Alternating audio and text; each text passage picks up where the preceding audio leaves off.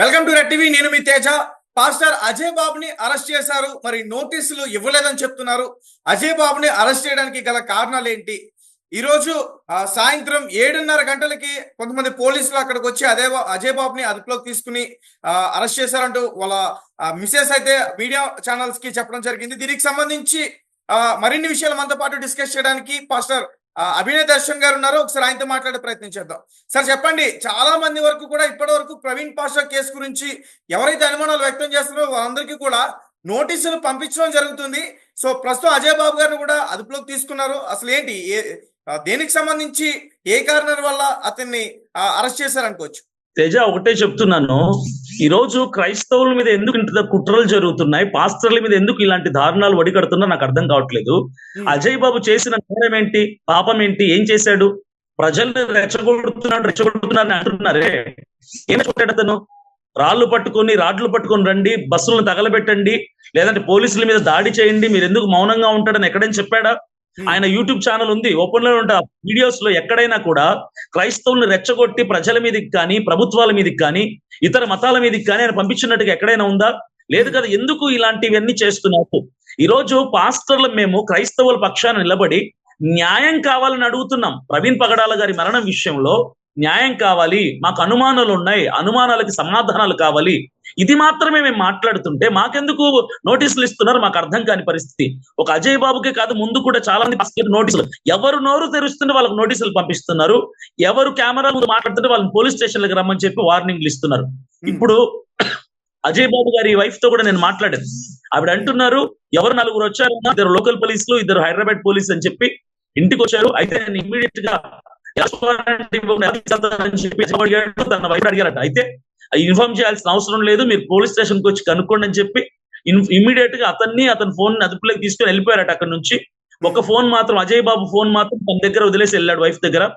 అయితే ఇప్పుడు వీళ్ళు ఈ వైఫ్ అజయ్ బాబు వైఫ్ కావచ్చు, తర్వాత ఇంకొంతమంది అక్కడ ఖమ్మం లోకల్ పోలీస్ స్టేషన్ కి వెళ్ళి, సార్ ఇట్లా అజయ్ని తీసుకొచ్చి అరెస్ట్ చేశారండి, ఎక్కడున్నాడు అని అడిగితే, మేము అరెస్ట్ చేయలేదు, మా పోలీసులను మేము పంపించలేదు అని అక్కడ లోకల్ అర్బన్ పోలీస్ స్టేషన్ వాళ్ళు చెప్తున్నారంట.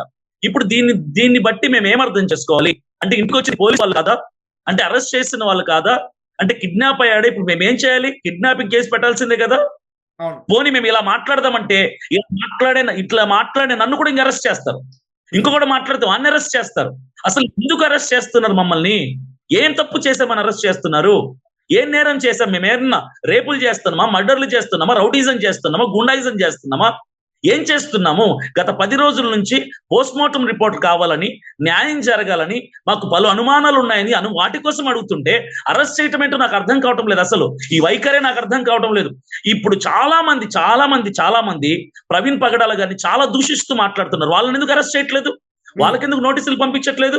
వాళ్ళని ఎందుకు కస్టడీలోకి తీసుకోవటం లేదు? వాళ్ళని ఎందుకు పోలీస్ స్టేషన్కి రమ్మని చెప్పడం లేదు? నోరు తెరిచి న్యాయం కోసం నిలబడే మమ్మల్ని మాత్రం, మేమేమి తిరగబడమని చెప్పి, పోరాటాలు చేయమని చెప్పి మమ్మల్ని మాత్రం తీసుకెళ్లి అమాయకులను చేసి స్టేషన్లలో పెట్టడం, అరెస్టులు చేయటం, అరెస్ట్ వారెంట్లు ఇవ్వడం వితౌట్ ఎనీ ఇన్ఫర్మేషన్. అసలు చట్టపరంగా అది కరెక్ట్ అనేది? Is it right according to legally? Is it legal? ఇది చట్టపరంగా కరెక్టా? ఇది కరెక్ట్ కాదు కదా. ఎలా అరెస్ట్ చేస్తారు ఒక వ్యక్తిని? చిన్నపిల్లలు, భార్య ఉన్న వ్యక్తిని ఎవరు లేని టైం చూసి ఎలా అరెస్ట్ చేస్తారు? అది కూడా రాత్రి టైంలో. ఇది కరెక్ట్ కాదు తేజ, నేను చెప్తున్నాను టీవీ ముఖంగా. దయచేసి క్రైస్తవ ప్రజలందరూ కూడా స్పందించండి. ఇప్పటికైనా నోరు తెరవండి. నేను మిమ్మల్ని రెచ్చగొట్టడం లేదు, నోరు తెరిచి ప్రశ్నించండి. ఉప్పల్ పోలీస్ స్టేషన్ వాళ్ళు అతన్ని అరెస్ట్ చేసినట్టుగా ఇన్ఫర్మేషన్ వచ్చింది. మరి ఉప్పల్కి తీసుకెళ్లారా, ఇంకెక్కడికి తీసుకెళ్లారా, అసలు వచ్చింది పోలీసు వాళ్ళ కాదా అన్న విషయాలు, అన్న ప్రశ్నలు ఏవి సమాధానం తెలియదు మనకు. దయచేసి మీరు ఎవరైనా లోకల్ గా ఉంటే అక్కడ స్పందించి, అక్కడ లోకల్ హైదరాబాద్ లో ఉప్పల్ సంబంధించినటువంటి అడ్వకేట్స్ ఎవరు అంటే ఉప్పల్ పోలీస్ స్టేషన్ కి వెళ్ళి మీరు ఇమీడియట్ గా అజయ్ కి సంబంధించిన ఇన్ఫర్మేషన్ సేకరించగలిగితే మనం సేవకుని కాపాడుకున్న వాళ్ళం అవుతాం. లేదంటే మరొక అన్యాయం చూడాల్సి వస్తుంది. మీకు కూడా నోటీసులు వచ్చాయి పాస్టర్ అభినయ్ దర్శన్ కు కూడా అంటూ ఒక న్యూస్ వచ్చింది. మీకన్నా కాల్ చేయడం కానీ, మీతో మాట్లాడడం కానీ? ఏమండి, నాకు రోజుకి 2000 కాల్స్ వస్తున్నాయి. నేను కంప్లీట్ గా ఏ కాల్ కూడా అటెండ్ చేయట్లేదు. ఏదో 1-2 కాల్స్ అటెండ్ చేస్తున్నాను అడపదడప. కొన్ని వేల మెసేజ్లు వస్తున్నాయి. సో నోటీస్ వచ్చినట్టుగా నాకు తెలియదు, నాకు పోలీస్ డిపార్ట్మెంట్ కాలేదు, నాకు తెలియదు. ఎందుకంటే అందరి నంబరే పడుతుంది కాబట్టి కొన్ని వేల కాల్స్ వస్తున్నాయి, 1-2 కాల్స్ మాత్రం నేను అటెండ్ చేయగలుగుతున్నాను. కాబట్టి నేను మిస్ అయ్యానేమో నాకు తెలియదు, కానీ నాకైతే ఇప్పటి వరకు నోటీస్ అనేది వచ్చిందో రాలేదైతే నేనైతే చూడలేదు, రిసీవ్ చేసుకోలేదు. దీన్ని ఎలా చూడాలంటారు? అసలు అజయ్ పాస్టర్ ని అరెస్ట్ చేశారు అంటే ఏ కారణాల వల్ల? ఆ కారణాలైనా చెప్పాల్సి ఉంటుంది ఖచ్చితంగా, వాళ్ళ వైఫ్ అయినా సరే. సో చెప్పకుండా తీసుకెళ్లారంటూ కూడా ఆమె చెప్తుంది. ఇప్పుడు పోలీస్ డిపార్ట్మెంట్ వాళ్ళు రక్షక భటులు సమాజానికి, మనుషులందరి పట్ల ఏదన్నా అన్యాయం జరిగితే, తప్పు జరిగితే, నేరం జరిగితే మేమున్నామని భరోసా ఇవ్వాలి, ధైర్యం ఇవ్వాల్సిన పోలీస్ డిపార్ట్మెంట్ వారే ఇలా ఇంటి మీదకి సడన్ గా చెప్పా పెట్టకుండా వచ్చి, భార్య ఒంటరిగా ఉంటది, చిన్నపిల్లలు ఉంటారు, ఇలాంటి పరిస్థితుల్లో రాత్రి 8-8:30 సమయంకి వచ్చి అలా తీసుకెళ్ళిపోవడం ఎంతవరకు ఇన్ఫార్మ్ చేశారా? అరెస్ట్ ಮಾಡ್ಬೋದು కదా, నోటీస్ పంపించాలి కదా, నువ్వు పోలీస్ స్టేషన్ కి రమ్మని చెప్పాలి కదా. అలా చేయకుండా రాత్రి వేళ వచ్చి నలుగురు పోలీసులు, వాళ్ళు పోలీసులా కాదని ఎలా కనుక్కుంటే ఫైండ్ అవుట్ చేస్తాం. ఇంట్లోనే ఒంటరిగా ఉంటారు, నలుగురు వస్తారు, పోలీసులు వస్తారు, మేము పోలీసులు అంటాం, తిరిగి మాట్లాడితే నలుగురు కలిసి ఒకరిని పట్టుకెళ్ళిపోతారు. అది కష్టం కాదు కదా. తీసుకెళ్లి ఏమని చేస్తే పోలీస్ స్టేషన్ వెళ్ళి అడిగితేనేమో మేము పోలీసులు కాదంటారు. ఇలాంటి పరిస్థితులన్నీ కూడా దయచేసి పోలీస్ డిపార్ట్మెంట్ నుంచి ఆగిపోవాలి. పోలీస్ డిపార్ట్మెంట్ నుంచి మాకు న్యాయం కోరుతున్నాం తేజ, మొదటి నుంచి మేము అడుగుతుంది అదే. డిపార్ట్మెంట్ వారు మాకు ధైర్యం ఇవ్వండి, మాకు న్యాయం చేయండి, మీకు ఏదైనా మమ్మల్ని అరెస్ట్ చేయాలనుకుంటే ఇన్ఫార్మ్ చేయండి, అరెస్ట్ వారెంట్ ఇష్యూ చేయండి, నోటీస్ ఇవ్వండి, పోలీస్ స్టేషన్ కి రమ్మని చెప్పండి సార్, మేమే పోలీస్ స్టేషన్ కి వచ్చి మేమే సరెండర్ అవుతాం. అంతే తప్ప మీరు సడన్ గా మా ఇంటి మీదకి వచ్చేసి సడన్ గా మమ్మల్ని దొంగలను పట్టుకున్నట్టుగా, క్రిమినల్స్ పట్టుకోవాల్సినట్టుగా, మేమేదో స్మగ్లర్స్ లాగా మీరు పట్టుకోవాల్సినంత అవసరం లేదు కదా. సరే, అలాగే పాస్టర్స్ పైన రాజేష్ మహాసేన కొంచెం రియాక్ట్ అయ్యారు. వీళ్ళందరూ కూడా కేసుని తప్పుదావ పట్టిస్తున్నారు అనే కొన్ని వ్యాఖ్యలు కూడా చేయడం చూసాం రాజేష్ మహాసేన మీడియాలో. సో అందులో మీరు ఉన్నారు, అజయ్ గారు కూడా ఉన్నారు. ఇప్పుడు రాజేష్ మహాసేన అనే వ్యక్తి గురించి మాట్లాడుకోవడం టైం వేస్ట్ తేజ. ఎందుకంటే అతను క్రైస్తవుల్ని తప్పుదోవ పట్టించారని పాస్టర్ని అనటం కంటే, అసలు ఆయన మాట్లాడినటువంటి భాష యాస చూస్తే సేవకులను పట్టుకొని, పాస్టర్లను పట్టుకొని, దైవజనులను పట్టుకొని పచ్చి దుర్భాషలాడి బండ బూతులు తిరుగుతూ మాట్లాడుతున్నాడు పాస్టర్లని రోజు. అలాంటి వ్యక్తి కోసం నేను మాట్లాడడానికి కూడా ఇష్టపడటం లేదు. అతను మాట్లాడింది ఏది కూడా న్యాయం కాదు, అవినీతి పక్షంలో అతను మాట్లాడుతున్నాడు. ఇప్పుడు మేము ఎక్కడ కూడా ఒక అజయ్ బాబు కానీ, అభినయ్ దర్శన్ అని నేను కానీ, ఇంకా ఎవరైతే ఫ్రంట్ లైన్ లో నిలబడి ఉన్నారో న్యాయం కోసం, ఎవరము కూడా ఇది డెత్, ఇది హత్యగా మేము కన్ఫర్మ్ చేయట్లేదు. హత్య అవునేమో, అనుమానాస్పద మృతేమో, యాక్సిడెంట్ లాగా అనిపించటం లేదు అని మాట్లాడుతున్నాం తప్ప we did not confirmed it as murder. మేము ఎక్కడ అది హత్య అని మాట్లాడలేదు కదా. ఎందుకు మా మీద ఇలాంటి కుట్రపూరితమైనటువంటి విషపు మాటలు చల్లటం కరెక్ట్ కాదు కదా. ఒకటే తేజాన్ని చెప్తున్నా, దయచేసి పోలీస్ డిపార్ట్మెంట్ వాళ్ళకి కనుక నా వీడియో, నా మాటలు చేరితే, సార్ మీరు మమ్మల్ని అరెస్ట్ చేయాలంటే మాకు ఒక ఫోన్ కాల్ చేయండి, మేమే వచ్చి మీ దగ్గరకు వచ్చి స్టేషన్కి వచ్చి లొంగిపోతాం. నోటీస్ ఇవ్వండి, మా భార్యలు ఉంటారు, పిల్లలు ఉంటారు, కుటుంబం ఉంటది, దయచేసి ఇన్ఫార్మ్ చేసి తీసుకెళ్ళండి. మీరెవరో చెప్పండి, మేము వస్తాం, మేమే స్టేషన్కి వచ్చి కూర్చుండిపోతాం. తీసుకోబోతున్నారు దర్శన్ గారు, మీరు ఏ స్టాండ్ తీసుకోబోతున్నారు? అంటే మీ పైన కూడా వచ్చే అవకాశాలు కూడా ఉన్నాయనిపిస్తుంది. ఖచ్చితంగా వస్తారండి. అజయ్ బాబు దగ్గర వచ్చానంటే నెక్స్ట్ నా దగ్గర వస్తారు, తెలుసు ఆ విషయం. నేను ఆల్రెడీ ప్రిపేర్డ్ గా ఉన్నానంటే నేను ఏదో వాళ్ళ మీద దాడి చేస్తానని కాదు, దాడి చేసే మనస్తత్వం కాదు క్రైస్తవులది.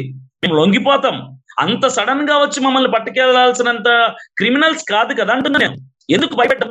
ఇంట్లో ఆడవాళ్ళు భయపడరా అలాంటి సడన్ గా వచ్చేస్తే? మేము స్మగ్లర్సా, రేపిస్టులమా మేమేమైనా, మర్డరర్సా మేమేమైనా కాదు కదా.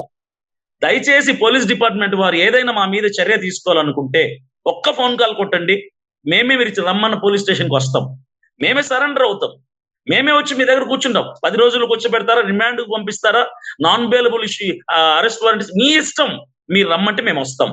మేము చట్టాన్ని గౌరవిస్తాము, అధికారులు లోబడమని మా బైబిల్ చెప్తుంది. కాబట్టి మీ సడన్ గా వచ్చి మా దగ్గర ఇలా మమ్మల్ని ఎత్తుకెళ్ళిపోవాల్సినటువంటి అవసరత మీకు, అంత రిస్క్ లేదు సార్ మీకు. దయచేసి మీరు అంత రిస్క్ తీసుకోకండి. ఎందుకు మీరు అంత డీజిల్ ఖర్చు పెట్టి మా దగ్గరికి రావాలి? ఒక్క ఫోన్ కాల్. ఇప్పుడు అజయ్ బాబు కూడా అదే చెప్పాడు నాకు. యాక్చువల్లీ అజయ్ బాబు సోమవారం రాజమండ్రి రాజానగరం డిఎస్పీ ఆఫీస్ కి రావాలి చెప్పాడు, నాకు ఫోన్ చేశాడు. బ్రదర్ నేను సోమవారం వస్తున్నాను, రాజమండ్రి రాజానగరం నుంచి డిఎస్పీ గారి దగ్గర నుంచి నాకు ఫోన్ వచ్చింది, నెక్స్ట్ కాల్ మీకే వస్తుంది, నేను వస్తున్నాను, మీరు కూడా రండి, నేను ముగ్గురం కలిసేద్దాం, నేను అడ్వకేట్ తీసుకుని వస్తున్నాను అని. ఎందుకు రమ్మన్నారు అని అడిగాను. అడిగితే నోటీస్ పంపిస్తామన్నారు, నువ్వు నీ దగ్గర ఏమైనా ప్రూఫ్స్ కానీ ఎవిడెన్స్ కానీ వచ్చి మా దగ్గర మాట్లాడెళ్ళు, నేనేం అరెస్ట్ చేయమని చెప్పారు. ఇది క్రమం, ఇది ఒక పద్ధతి. ఇప్పుడు అజయ్ బాబు అయినా ఎస్కేప్ అయ్యాడా, అబ్స్కాండ్ అయ్యాడా? లేదు కదా. వస్తానన్నాడు, సోమవారం వస్తాడు. ఇప్పుడు నాకు ఫోన్ చేసి రమ్మంటే కూడా నేను కూడా వెళ్తాను. ఈ సడన్ గా అటాక్లు ఏంటి? కరెక్ట్ కాదు కదా ఇది. అంటే మా పక్షాన అడిగే రాజానగరం సంబంధించిన డిపార్ట్మెంట్ అయితే కాదనిపిస్తుంది. ఎందుకంటే హైదరాబాద్ కి తీసుకొచ్చారంటూ కూడా చెప్తున్నారు. ఉప్పల్లో కేసు అంటే ఇక్కడ హైదరాబాద్ లో కదా. అదే చెప్తున్నారు కదా, సడన్ ట్విస్ట్ ఇది. మేము సాయంకాలం వరకు మాట్లాడుకుంది సోమవారం డిఎస్పీ ఆఫీసర్ రాజానగరం రాజమండ్రి. ఇప్పుడు సడన్ గా అటు ఇటుగా అక్కడ ఉప్పల్ వాళ్ళు రావటం ఏంటి? అక్కడ లోకల్ పోలీసులు రావటం ఏంటి? లోకల్ పోలీస్ స్టేషన్కి వెళ్తే మేము రాలేదని చెప్పడం ఏంటి? ఇప్పుడు క్యాండిడేట్ ఏమయ్యాడు? మేము మరి మిస్ అయిపోయాడు కదా, కిడ్నాప్ అయ్యాడు అనుకోవాలన్నా మేము. ఇలా సడన్ గా మా మీద యాక్షన్ తీసుకోవద్దండి, దయచేసి ఇలాంటి చేయండి. పోలీస్ డిపార్ట్మెంట్ వారిని నేను బ్రతిమలాడి రిక్వెస్ట్ చేస్తున్నాను. My humble request to the police department, if you have any action upon, please give information before coming to our houses. Please give information. Please issue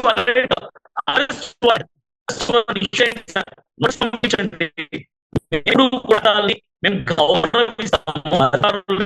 గౌరవిస్తాము. Sudden గా ఇంటి మీద దాడి చేయకండి. ఇంట్లో వాళ్ళు భయపడిపోతారు, ఆడవాళ్ళు భయపడిపోతారు, ఆందోళనకు గురవుతారు. దయచేసి నేను పోలీసు వాళ్ళని రిక్వెస్ట్ చేసేది ఒక్కటే, రెడ్ టీవీ తరపున